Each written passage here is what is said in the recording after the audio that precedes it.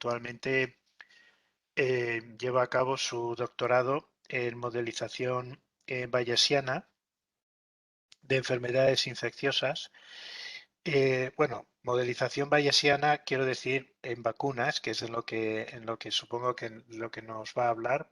Con el título ya se ve cómo las matemáticas ayudan a las vacunas. No sé si nos va a hablar de modelización bayesiana de las vacunas o no.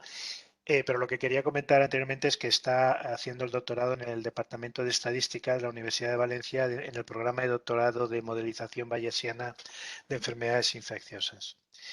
Ella, tengo aquí una pequeña reseña, tiene una amplia experiencia en Real World Evidence, en ciencia de datos y análisis estadístico avanzado en investigación en vacunas, estudios pre y post autorización, incluida la estadística bayesiana y la modelización espaciotemporal. Además, nos comenta que es muy curiosa y le encanta innovar y aprender nuevas formas de extraer innovación de los datos.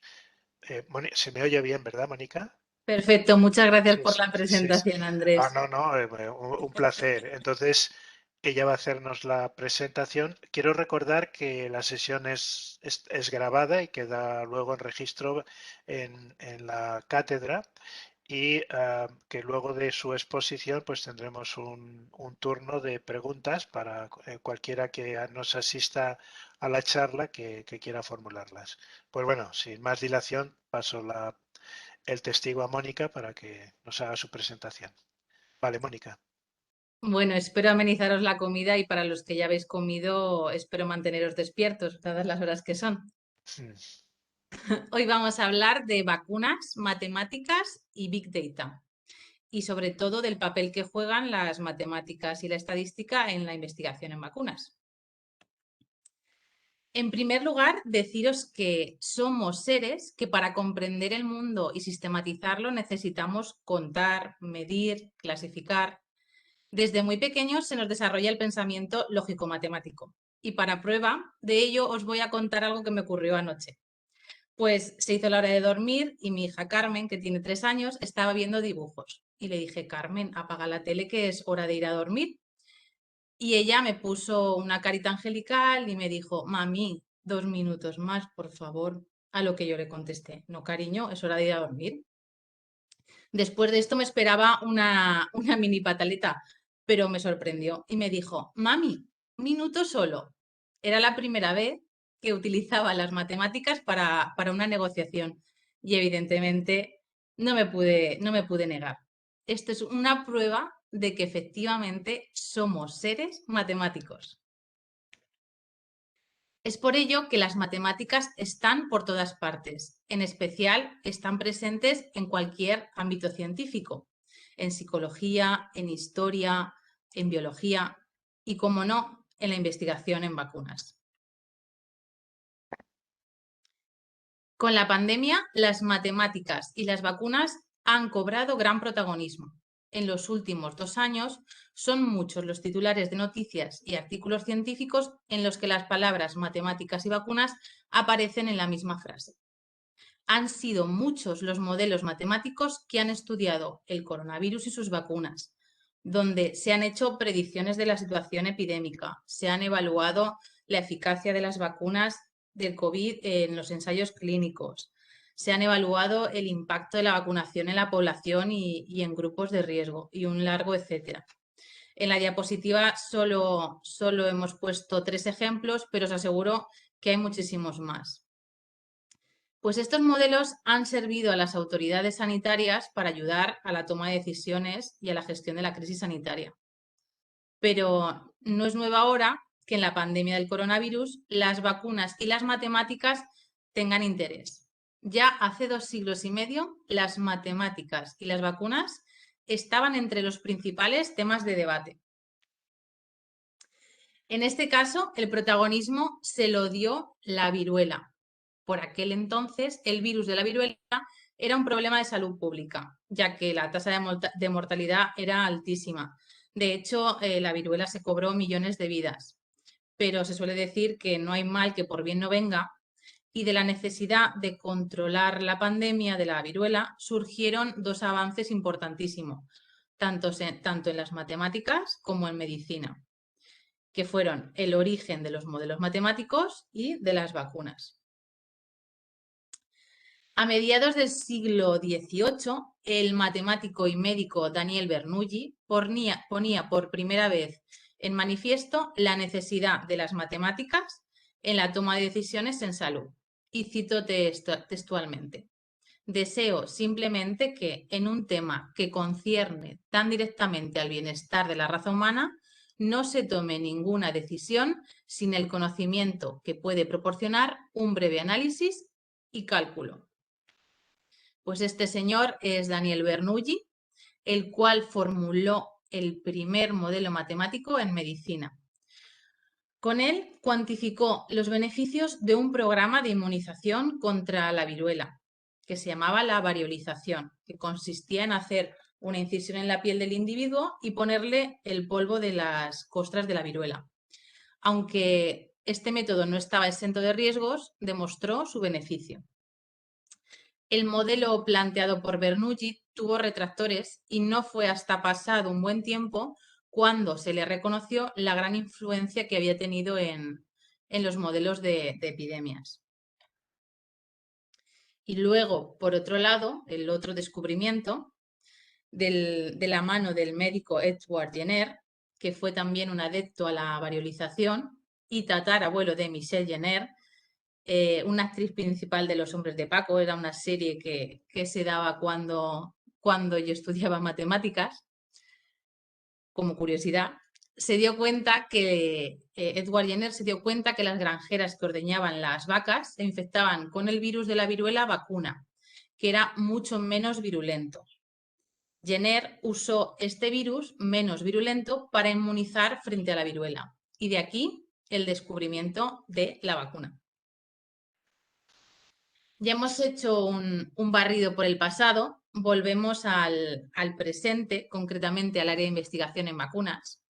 En vacunas estudiamos enfermedades infecciosas prevenibles por la vacunación, como son el virus de la gripe, el coronavirus, el virus respiratorio sincitial o VRS, el rotavirus, el virus de papiloma humano y muchos más.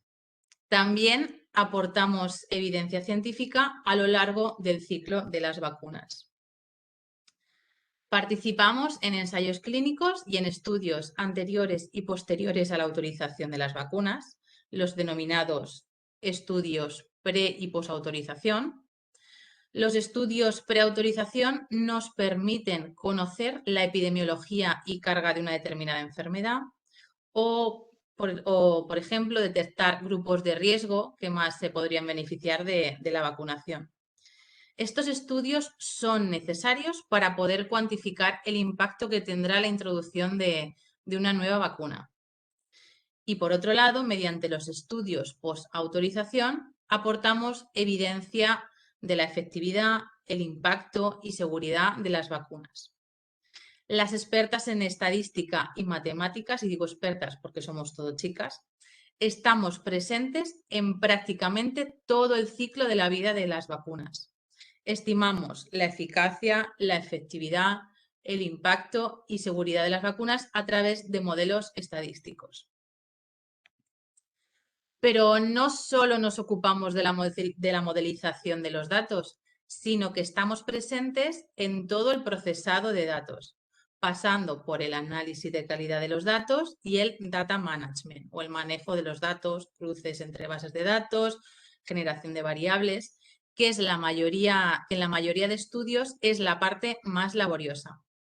Además de esto, también aportamos lógica y rigor matemático en todo el proceso de investigación, desde que se gesta una propuesta de investigación, en el desarrollo de un protocolo, en el desarrollo de un plan de análisis estadístico, en los informes, en todo el proceso.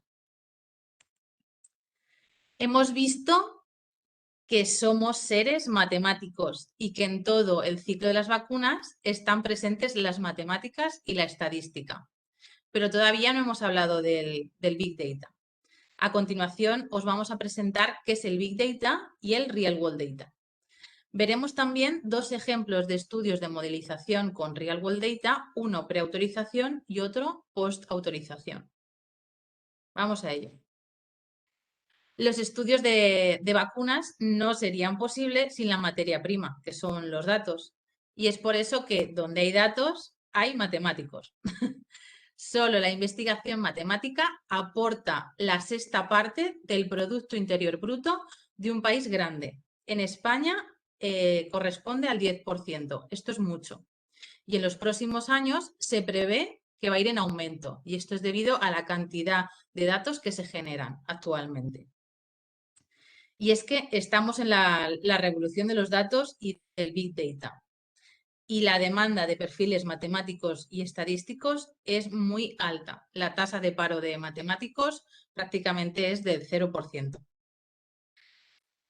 ¿Por qué es tan importante estos perfiles? Pues dada la gran cantidad de datos, se necesitan interpretar y extraer información de ellos. Además, las matemáticas son el motor de los algoritmos de computación. Pues para que veáis, solo en 2009 se produjeron tantos datos como en toda la historia de la humanidad hasta ese punto. La producción de datos crece de manera exponencial y gran parte de ellos son datos en salud. ¿Te has parado a pensar la huella digital de datos en salud que dejas a lo largo de un día? Pues imagínate, te levantas, tienes un smartwatch. El smartwatch cuenta tus horas de sueño, tus pasos, tu nivel de oxígeno y puede que tengas que ir al médico porque tienes un catarro. El médico, cuando vas, escribe en tu historia clínica tus síntomas y además te asigna un código diagnóstico para codificar ese constipado. Además, como estamos en la pandemia que estamos, para descartar que sea coronavirus, te solicita una prueba PCR y te prescribe paracetamol para paliar tus síntomas, el cual 2 minutos más tarde recoges en la farmacia. Además, mientras estás esperando en la consulta, en consulta buscas en el buscador de Google los síntomas de la COVID.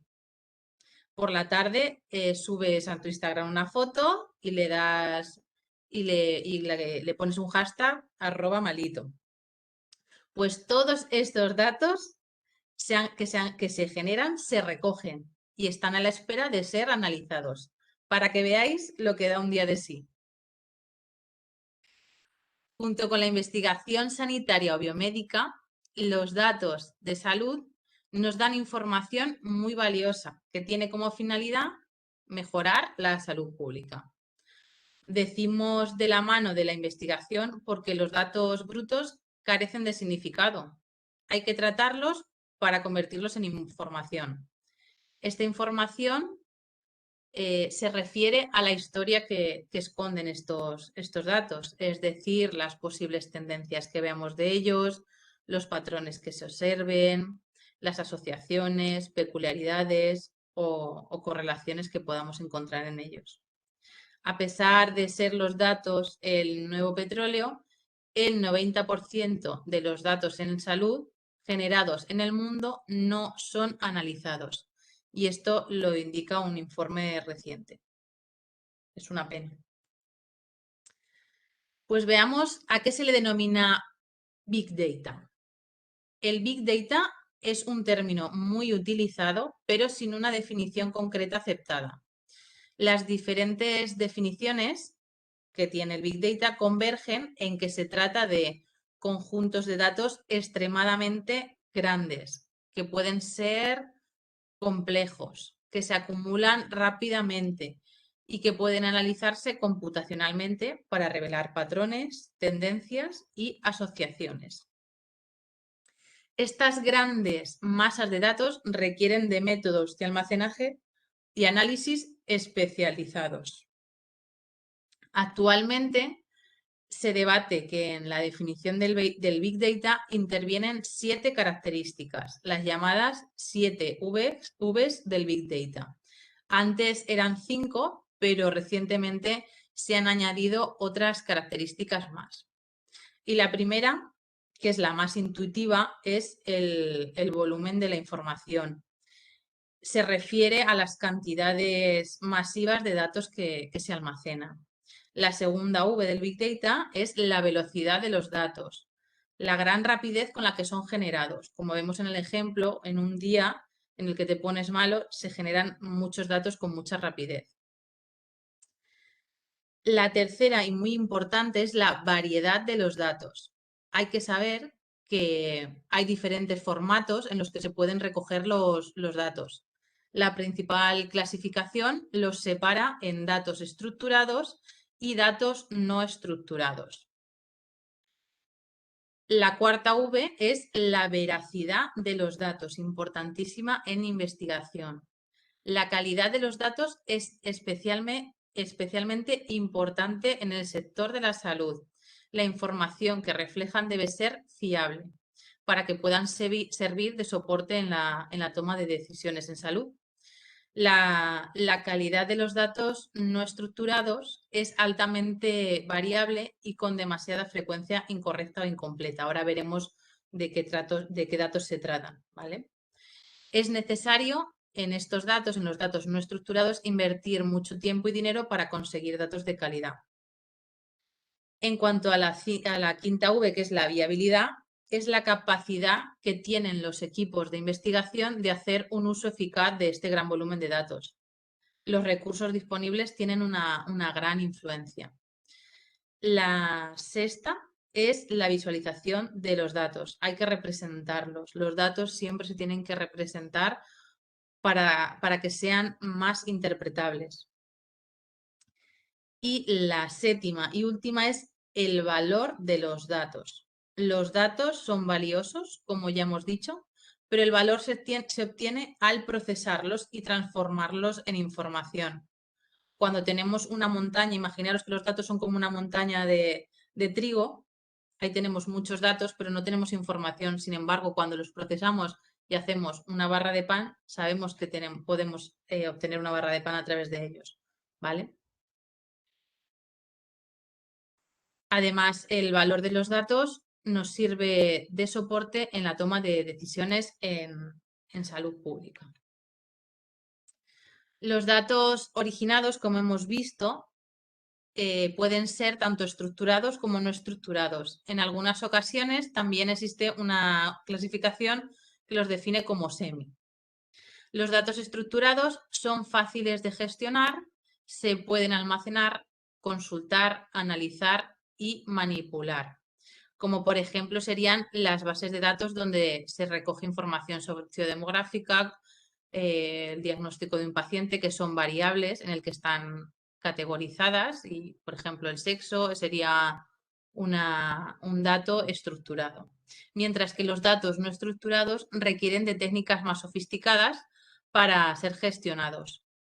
Entre estos ejemplos se encuentra la historia clínica electrónica, documentos de texto. En este caso serían necesarias técnicas, por ejemplo, de Natural Language Processing para extraer información, también imágenes de rayos X, correos electrónicos o datos de sensores, que para analizarlos habitualmente se usa la inteligencia artificial y el machine learning.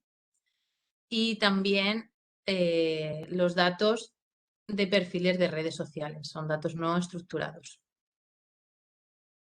Pues hasta aquí el concepto del Big Data.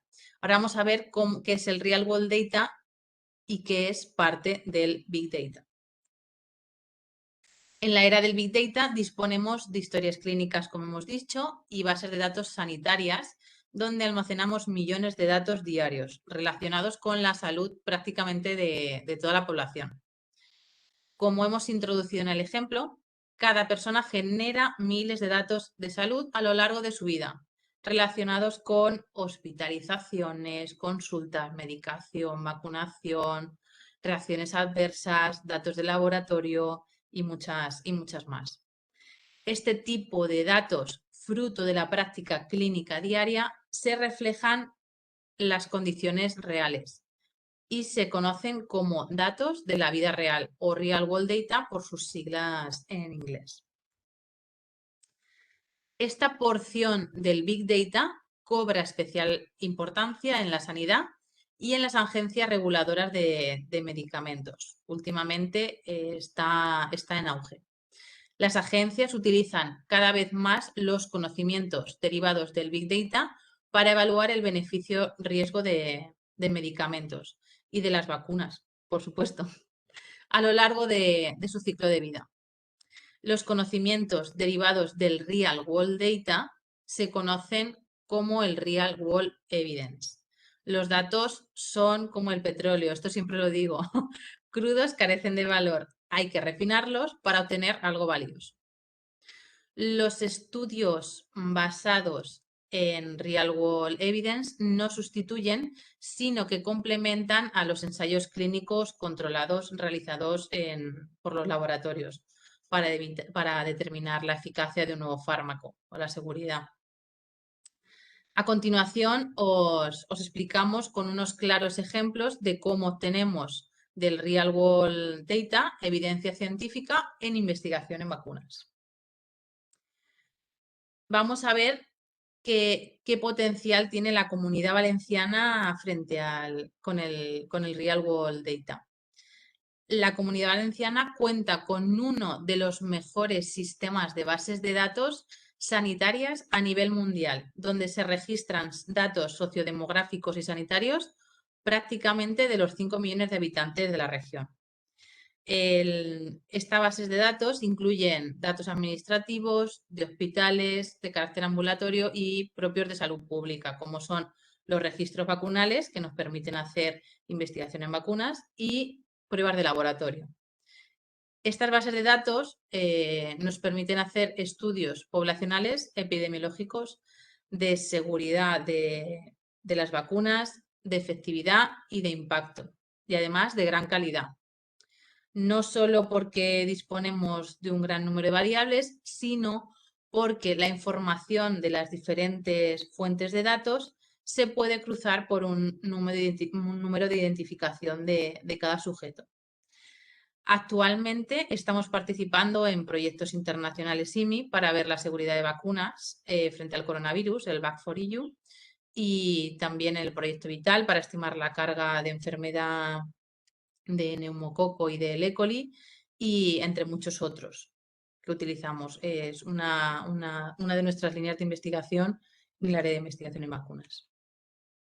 En este artículo está descrito el potencial de estas bases de datos y todos los detalles. Con el uso del Real World Data y las herramientas actuales de análisis matemático y modelización, podemos hacer estudios observacionales en investigación en vacunas. Para manejar tanta cantidad de datos necesitamos herramientas potentes para procesar estos datos. En nuestro caso disponemos de un servidor, nuestro NEO, como el de Matrix, que compartimos con la UPV, con la Universidad Politécnica de Valencia, y que tiene una gran capacidad de cálculo. Además, en ocasiones, para que todos los procesos, el procesado de datos vaya más rápido, hacemos uso de la computación en paralelo, que consiste en lanzar diferentes procesos iterativos a procesadores distintos. Además, también usamos diferentes lenguajes de programación como R y Python, pero nuestro corazón siempre estará con R. Además, para que conozcáis, hay otras herramientas y plataformas de cálculo y de código para el análisis de Big Data, como es el Amazon Web Service. Amazon te trae el chope y te calcula un modelo. El Apache Spark y Dockers, ¿vale? Estos son sistemas de cálculo como en la nube. Tú dejas ahí los datos y los cálculos se te hacen así a grosso modo, se te hacen en la nube y no tienes que utilizar tu memoria de tu ordenador, porque probablemente no te haga ni una resta con esos datos. Una vez vistos estos conceptos, os presentamos el primer ejemplo para verlos aplicados. Se trata de un estudio post-autorización de modelización espaciotemporal en el cual evaluamos el impacto de las vacunas frente al rotavirus. Veamos la importancia de la zona geográfica y del tiempo. Este es mi pueblo, es un pueblo de la Manchuela conquense. Aquí es donde me crié y me sigo criando. Muchas veces mis compañeros me descubren palabras que uso habitualmente que no existen en el diccionario, como traspellao, acoro o a tirar, pero sí que se encuentran en Almodóvar del Pinar. Donde vivimos no solo nos influye en el idioma o en la lengua, sino que compartimos características ambientales, económicas, sociodemográficas con las mismas personas de nuestro entorno. Estos factores son responsables de desigualdades en la población, que a su vez influyen en la propagación de enfermedades y en las medidas de prevención a nuestro alcance. No es lo mismo vivir en una ciudad superpoblada que en el medio rural. Ya los virus tampoco les da igual. La COVID-19, como tantas otras enfermedades, está afectando a unas zonas del mundo más que a otras. Lo sabemos gracias a estudios que analizan por zonas Lo sabemos gracias a estudios que analizan por zonas geográficas y a lo largo del tiempo. Gran parte de esta variabilidad entre zonas se ve influida por el entorno y las características propias de la población. En Almodóvar comemos mejor pan, por ejemplo, que en Valencia, haciéndole propaganda al panadero. Pero el primero en darse cuenta de la importancia del lugar donde vivimos y de la importancia que tenían los mapas fue Jon Snow, el padre de la epidemiología moderna, no el de Juego de Tronos. Construyó el primer mapa donde señalaba las muertes por cólera en Londres.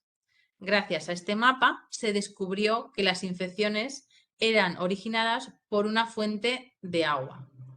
En este sentido, los estudios espaciotemporales nos ofrecen información muy concreta, algo similar como tomar la temperatura a un paciente, con la ventaja de que en función de los resultados se pueden tomar decisiones importantes y promover o evaluar medidas preventivas como la vacunación. Por ejemplo, si yo hago un análisis por zona geográfica de la Comunidad Valenciana y veo que en una zona hay un hueco en la vacunación, hay una infravacunación, se vacunan menos de lo esperado, puedes ir directamente a promover en esa zona la vacunación. Y ahora vamos con el rotavirus, un modelo espaciotemporal para estudiar el rotavirus. El rotavirus es la causa más frecuente de ingreso hospitalario por caso severo en diarreas en niños de todo el mundo. Actualmente es responsable de miles de muertes en países en vías de desarrollo. Desde 2007 contamos con 2 vacunas seguras y efectivas que han reducido sustancialmente las hospitalizaciones por rotavirus y que lo hemos probado con otros estudios en el AIV. La decisión de vacunar a un hijo frente a rotavirus está influenciada por diversos factores. La recomendación de nuestro pediatra, nuestras posibilidades económicas. Perdón, creo que no he dicho que son vacunas que no están financiadas. Pero el entorno, por ejemplo, nuestro país de residencia, jugará también un papel muy importante. Es muy probable, además, que si nuestro vecino vacuna a sus hijos, nosotros también lo hagamos. Esto ocurre porque compartimos zona de residencia y nos parecemos más de lo que creemos. No será raro que incluso compartamos hasta el mismo pediatra y tengamos una situación económica similar. Es por ello que hemos realizado el primer modelo espaciotemporal que analiza el impacto de la vacuna frente al rotavirus en las hospitalizaciones por gastroenteritis aguda y rotavirus usando Real World Data. Para ello, se ha estudiado qué ha pasado con el rotavirus desde la aparición de la vacuna en cada zona de residencia, delimitada por la zona del centro de salud. Hemos analizado datos de más de 720.000 menores de 3 años, de los cuales 189.000 estaban vacunados frente a rotavirus. La principal conclusión de este estudio fue que la introducción de las vacunas frente al rotavirus evitó aproximadamente 1.866 hospitalizaciones potencialmente causadas por este virus, por el rotavirus. Y este es os voy a dar unas breves pinceladas, no os asustéis con la formulación, simplemente para que veáis cómo se escriben las matemáticas, que es otro lenguaje, es el lenguaje que da sinfonía al mundo. Os voy a explicar muy brevemente en qué consistió este modelo. Es un modelo que explica las tasas de hospitalización por rotavirus y gastroenteritis en función de la edad, el sexo, la vacunación, el periodo, ahí es donde tenemos la variable temporal, el departamento de salud. En la Comunidad Valenciana hay 24 departamentos de salud y cada uno tiene unas características propias y unas políticas de gestión. Entonces es muy importante contemplar esta variabilidad. Y aparte, para estudiar las hospitalizaciones por zona básica de salud, incluimos también el centro de salud y lo modelizamos de una manera particular. Además, también explica, o sea, las hospitalizaciones por rotavirus y por gastroenteritis también son explicadas por la atracción hospitalaria. Vimos que en zonas más cercanas al hospital se tenía una tasa de hospitalización tenían una tasa de hospitalización por cualquier causa más alta que zonas que están más retiradas del hospital. Lo que denominamos atracción hospitalaria.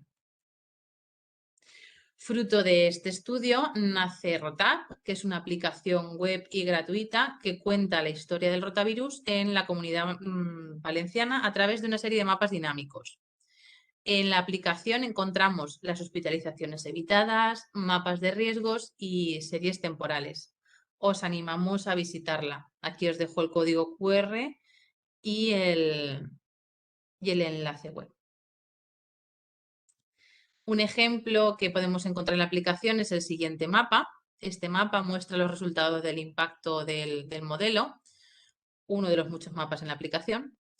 En tonos rosas son las hospitalizaciones que se han evitado por zona básica de salud a lo largo de los años. Cuanto más rosa, más hospitalizaciones evitadas. Y también podemos observar un mapa más pequeño, en gris, que muestra la cobertura vacunal frente a rotavirus. Vemos que la cobertura vacunal va aumentando con el paso de los años y que a mayor cobertura, más hospitalizaciones se evitaron. Y esto lo podemos ver para cada zona básica de salud. ¿Vale? Las sectorizaciones corresponden con el centro de salud. En este otro mapa se muestra el riesgo de rotavirus estandarizado. Las zonas marrones son zonas de más riesgo que las zonas verdes. Se ha tenido en cuenta en la modelización la correlación entre áreas vecinas para evitar el problema de las áreas pequeñas. Es decir, zonas con poca población son susceptibles a valores más extremos y no refleja la realidad del riesgo, sino un problema del tamaño muestral. Bueno, aquí si nos da tiempo hay un vídeo donde se explica, no sé si se oye, donde se explica detalladamente la aplicación. Si da tiempo lo pongo y si no lo paso. Bueno, y para terminar, un último ejemplo de estudio de modelización bayesiana, un estudio preautorización con datos también de las bases de datos sanitarias de la Comunidad Valenciana.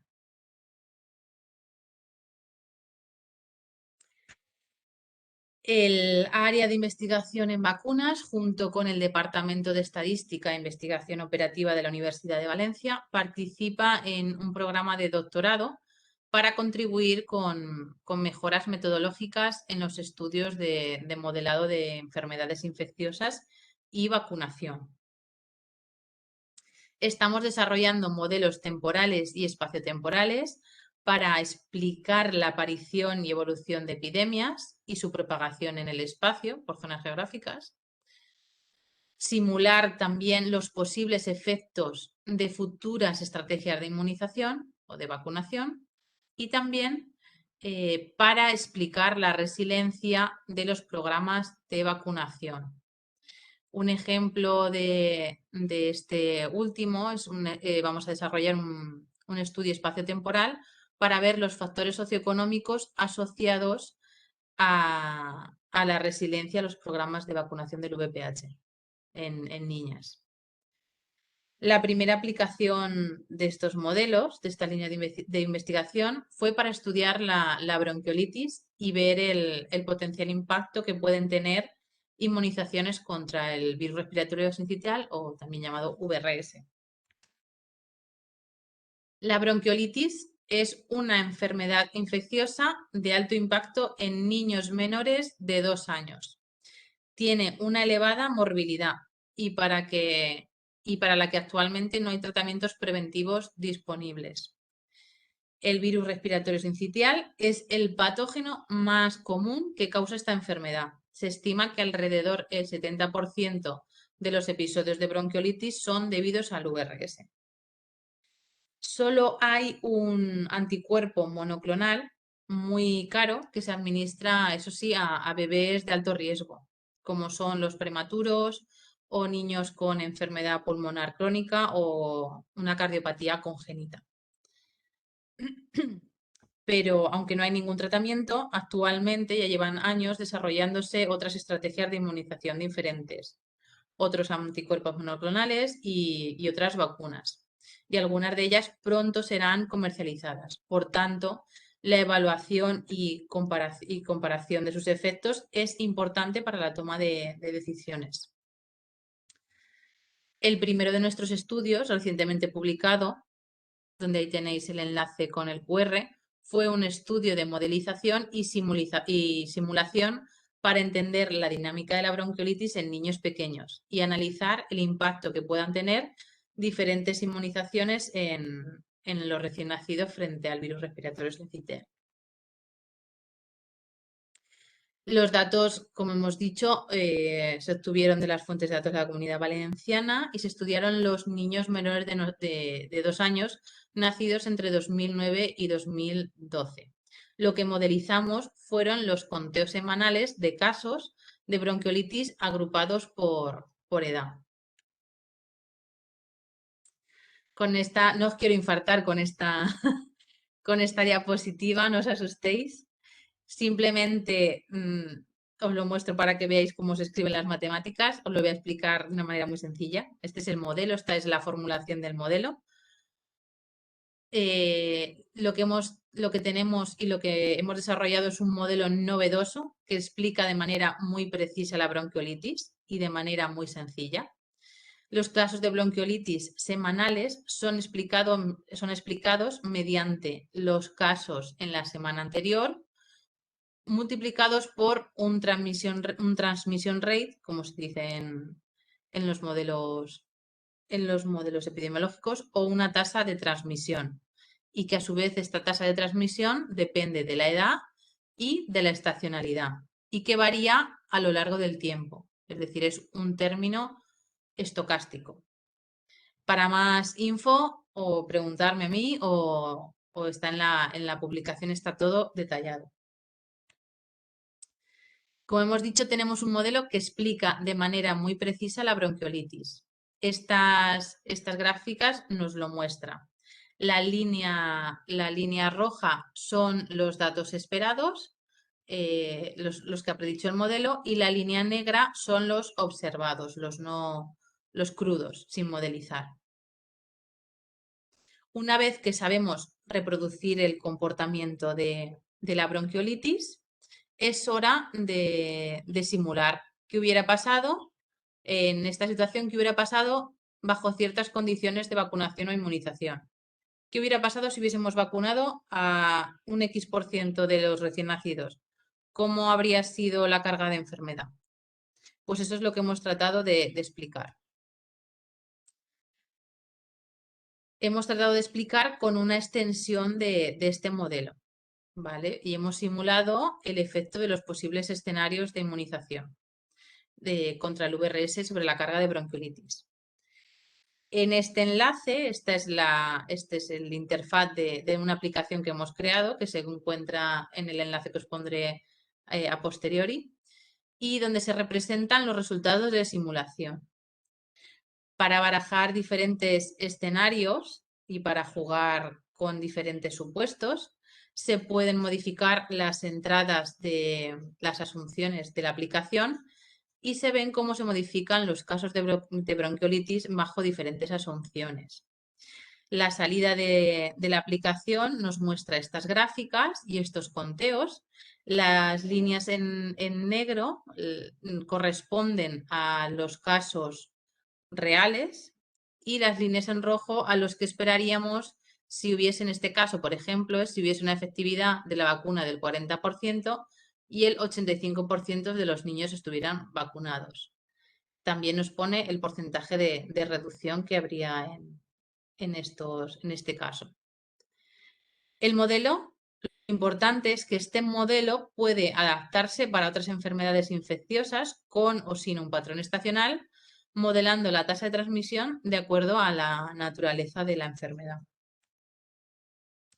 Este es el código QR que os lleva a la aplicación y si queréis jugar a ver qué hubiese pasado, o qué pasaría si vacunásemos a un porcentaje de recién nacidos, pues aquí podéis probarlo.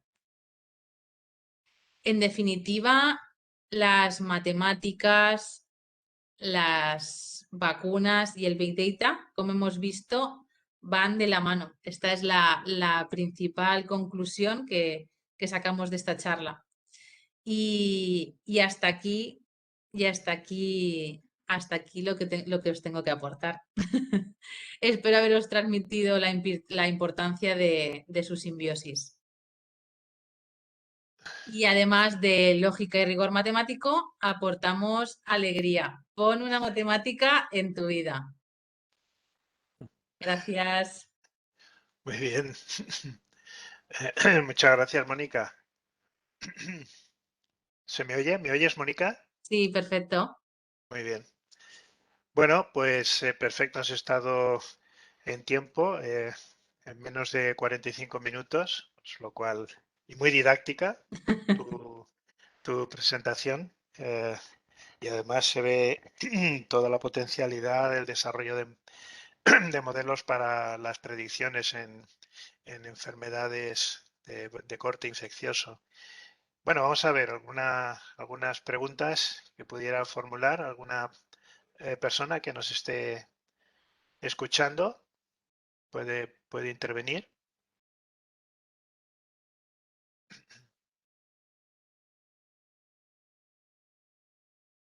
¿Una cuestión? Sí, hola, Mónica. Hola. Hola. Oye, aunque no has tocado el tema, em, Preséntate, sí, Javier. sí, perdona, soy Javier Díez, trabajo con Mónica en el área de investigación de vacunas y, y un tema que se oye de vez en cuando hablar entre los metodólogos es la aplicación de la de los bayesianos en los ensayos clínicos. Ujú. Porque claro, el ensayo clínico, eh, cada vez que se hace un ensayo clínico con una vacuna, empieza el conocimiento de cero cuando se sabe mucho ya, sobre todo en las fases 3 y se pierde todo el conocimiento previo.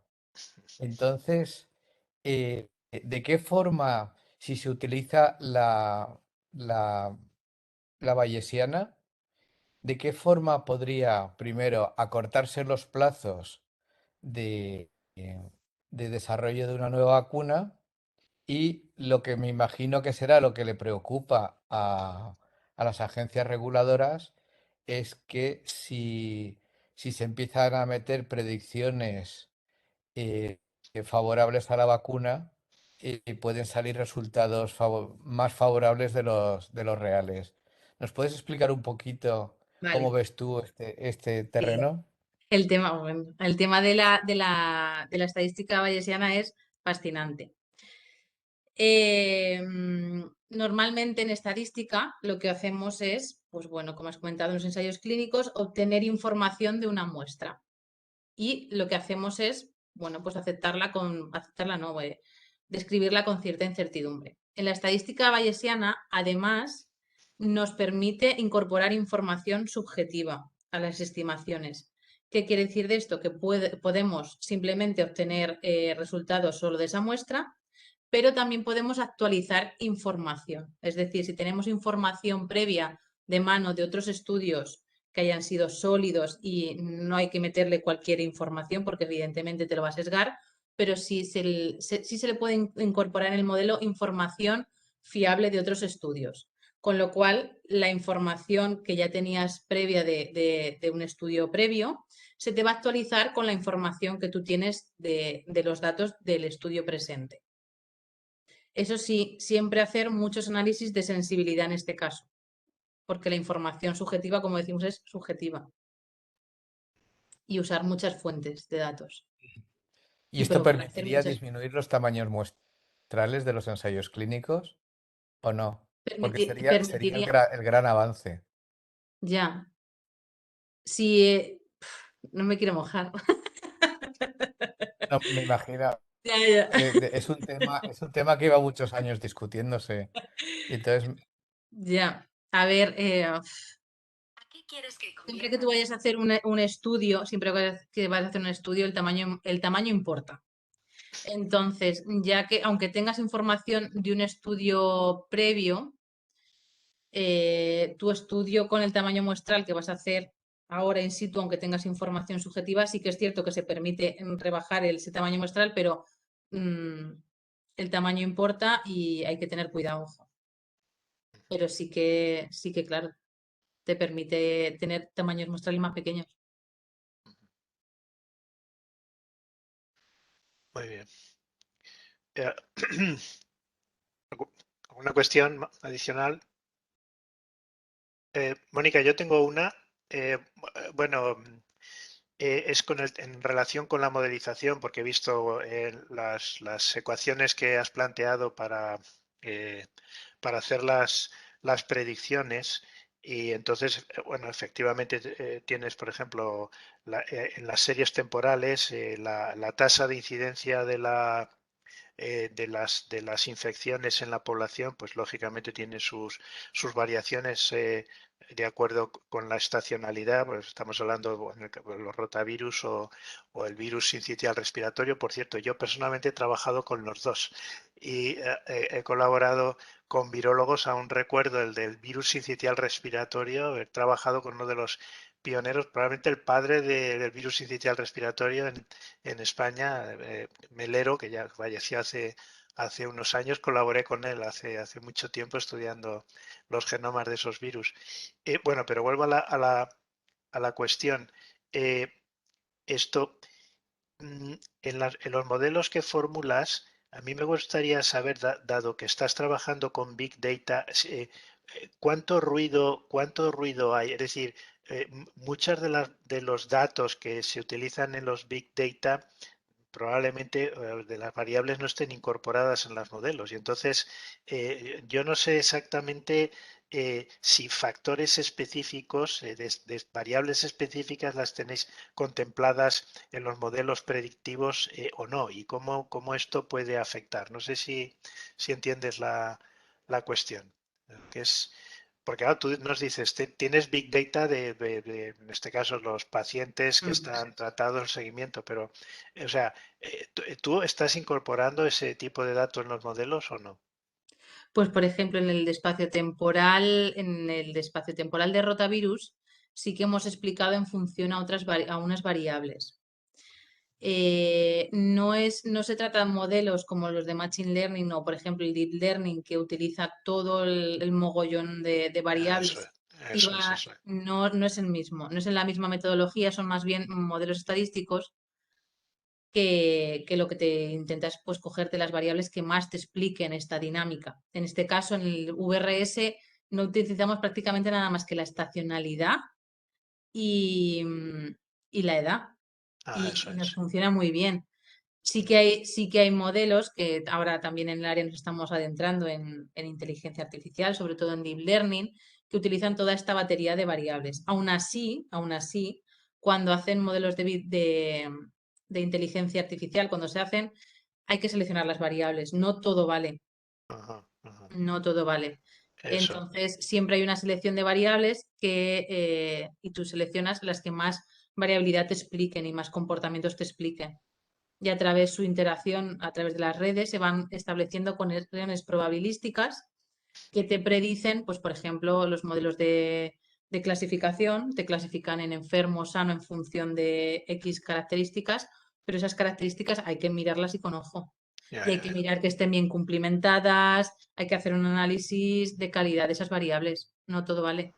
Muy De bien, muy los bien. missing, de todo. Sí, sí, sí. Muy bien, muy bien. Sí, sí. Ya entiendo, ya entiendo. Muy bien.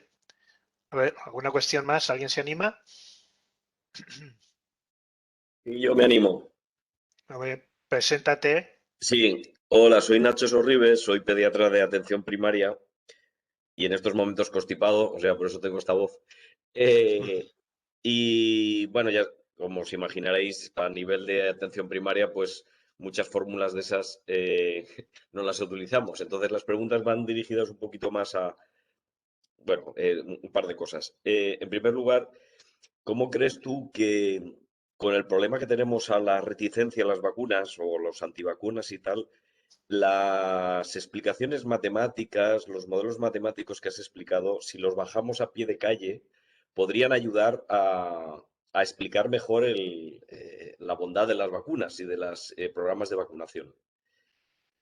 Nada, esa era la pregunta. Luego otra cosa era un comentario que, bueno, ahora estamos ya en prefallas, que sería bueno también que aparte de conocernos por las fallas, lo que has comentado del BID, ¿no? Sí. VID, Ujú. ¿vale? También sería muy interesante que la gran mayoría de la gente conociera, una importante cantidad de gente conociera ese proyecto que por lo que has comentado a nivel internacional tiene mucha trascendencia. Pues yo opino lo mismo que tú, que la divulgación de este método, del método científico es necesario para, pues, para promover la vacunación y de manera científica, no de manera pues a lo Miguel Bosé. Y además que el BID lo conocen en Europa y lo conocen en todo el mundo y sí que siempre lo sacamos a relucir en cada charla porque es muy, muy interesante y hay que saber que tenemos una herramienta potentísima y que gracias a que cada uno pone su granito de arena en consulta podemos hacer unos estudios muy, muy dignos. Vale, gracias y enhorabuena.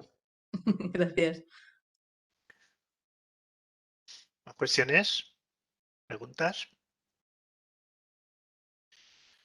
Bueno, pues son las 2:30, perfecto.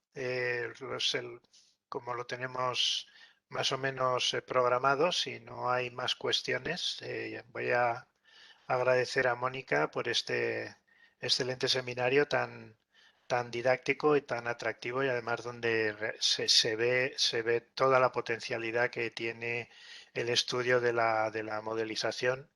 Además, lo digo yo, digamos, de buena tinta lo sé porque conozco también a los directores de su tesis doctoral que están muy implicados en este tipo de investigaciones también.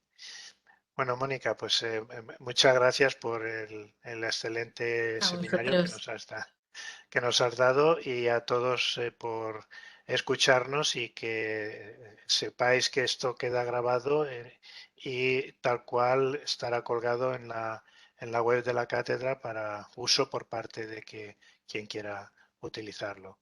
Pues muy bien, muchas gracias y buenas tardes, ¿eh? Genial. Gracias a vosotros. Buenas tardes. Hasta luego, hasta luego.